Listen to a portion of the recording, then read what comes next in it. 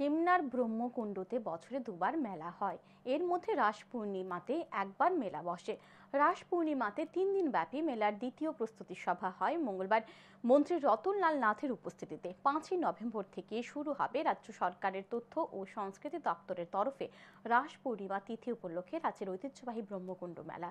এদিন দুপুরে ব্রহ্মকুণ্ড শিববাড়ি স্থিত নাট মন্দিরে এই প্রস্তুতি সভাতে উপস্থিত ছিলেন বিদ্যুৎ মন্ত্রী রতনলাল নাথ ছাড়াও ছিলেন রাষ্ট্রমন্ত্রী বৃষকেতু দেববর্মা, এডিসির কার্যনির্বাহী সদস্য রবীন্দ্র দেববর্মা, টিটিডিসির চেয়ারম্যান সমীর রঞ্জন ঘোষ, মোহনপুর মহকুমার শাসক সজল দেবনাথ সহ অন্যান্যরা।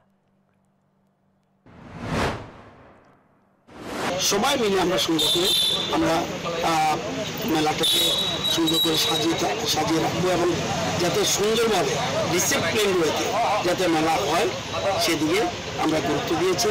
এসডিএম সাহেব নিজেও ছিলেন,